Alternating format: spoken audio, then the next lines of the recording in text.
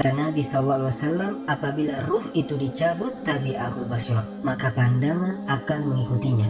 Makanya setiap orang yang mati pasti matanya itu melotot. Disitulah disunahkan untuk diusap dan ditutup agar tidak menakutkan orang lain. Dan ruh dicabut itu dari mulut seseorang.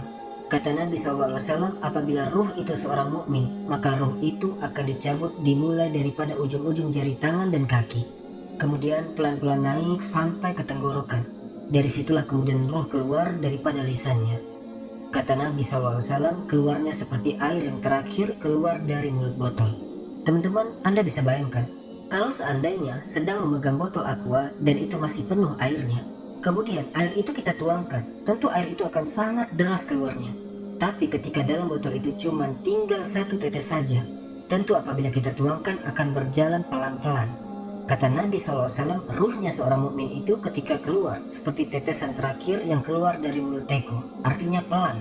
Disitulah Allah Subhanahu Wa Taala mengutus 3 malaikat. Pertama, malakul maut, dan yang kedua, malakul rahmat. 2 malaikat rahmat yang membawa kain kafan dari surga dan hanut wangian dari surga. Disitulah 2 malaikat ini membisikkan di telinga orang yang sedang sakaratul maut dari ruhnya orang-orang yang beriman. Kemudian malaikat ini mengatakan, irji'i ila rabbiki radiyatan mardiyah. Keluarlah dan kembalilah kepada keridhaan Allah Subhanahu Wa Taala. Maka ketika itu ruh tercabut oleh malakul maut, kemudian diletakkan di kain kafan dari surga.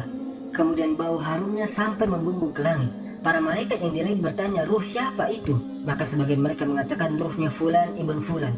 Maka pintu langit pertama dibuka, pintu kedua dibuka, ketiga, keempat, kelima, keenam sampai ketujuh. Di sini Allah Subhanahu Wa Taala berfirman, letakkan catatan amalnya di tempat yang paling tinggi fil illiyin dan kembalikan ruh ke dalam jasadnya. Akhirnya kemudian para malaikat ini pun mengembalikan ruhnya ke dalam jasadnya. Ketika ruh itu sudah menyatu lagi dengan jasadnya, kemudian dia tersadar. Kata Nabi SAW, dia sempat mendengar suara terompah orang-orang yang mengantarnya. Ketika suara terompah orang-orang yang mengantarnya semakin jauh, semakin jauh, semakin jauh, kemudian keluar dari areal perkuburan. Disitulah 2 malaikat yang disebutkan dalam riwayat Munkar dan Nakir bertanya tentang 3 perkara. Pertama bertanya tentang man rabbuka, siapa Tuhanmu?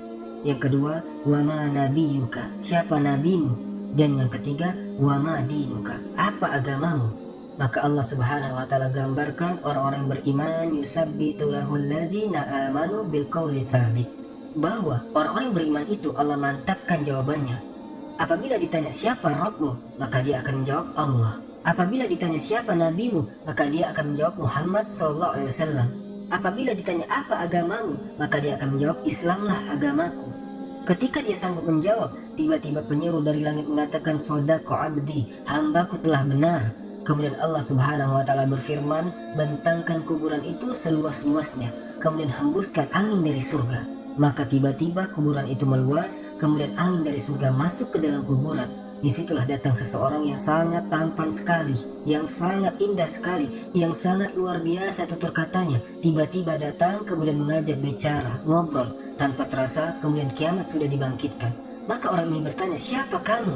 Kenapa kamu asik sekali berbicara dan ngobrol dengan saya? Maka orang ini mengatakan, ana amaluka soleh, saya amal solehmu, sayalah solatmu, sayalah puasamu, sayalah qiraatul Qur'anmu, sayalah birrul walidainmu, sayalah zikirmu, dan begitu seterusnya. Maka ketika itu dia berdoa kepada Allah Azza wa Jalla, ya Rob aqimis sa'ah, ya Rob segerakan bangkitkan kiamat agar aku bisa kembali kepada harta dan keluargaku. Ini gambaran ruhnya seorang mukmin. Tapi gambaran ruhnya orang kafir berbeda tentunya dengan ruhnya orang beriman. Kata Nabi SAW, ruhnya orang kafir itu dicabut seperti seseorang menancapkan pisau seperti celurit ke dalam kambing wol. Kemudian bulunya itu disiram oleh air. Ketika pisau yang berbentuk bengkok itu dimasukkan ke dalam bulu wol yang sangat tebal, kemudian bulu itu disiram air, kemudian dipaksa dicabut, maka tentu akan merontokkan seluruh bulu-bulunya.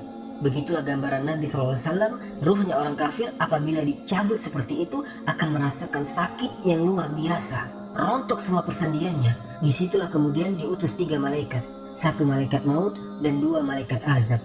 Malaikat azab ini terus membentak-bentak ruh yang akan keluar itu dengan mengatakan, ukhruji, ukhruji, ila sakhati minallahi wa ghadabi. Keluar engkau, keluar kepada kemarahan Allah subhanahu wa ta'ala dan kemurkaannya. Dari situlah ruh itu tidak mau keluar, tapi tetap saja oleh malaikat maut dipaksa keluar, sehingga dia merasakan sakarat, merasakan rasa sakit yang luar biasa. Maka setelah ruh itu dipaksa keluar, langsung kemudian malaikat azab memasangkan kain kafan dari neraka dengan bau busuk yang luar biasa. Sehingga satupun malaikat yang di langit tidak berani mendekatinya karena saking busuknya. Akhirnya, ketika ruh sudah masuk ke dalam kain kafan yang berbau busuk itu, malaikat hanya bisa saling melempar satu dengan yang lainnya. Tidak ada yang berani mendekat. Disitulah Allah subhanahu wa ta'ala takdirkan dia tidak bisa naik ke langit. Jangankan lagi-lagi langit kedua, ketiga, keempat, sampai ketujuh, langit pertama pun tidak dibuka pintu oleh malaikat. Dan itulah isyarat Al-Quran, la tufattahu lahum abwabus sama wa la yadkhulunal jannah hatta yalijal jamalu fi samil khiyat, bahwa pintu langit tidak dibukakan kepada mereka. Kalaupun dibukakan kepada mereka mustahil, dan mereka tidak akan masuk ke dalam surga sampai ada cerita unta masuk ke liang jarum. Lihat bagaimana tersiksanya ruh orang kafir, ruhnya orang munafik. Maka ruh itu kemudian dijatuhkan dari langit, kemudian dimasukkan lagi ke dalam jasadnya.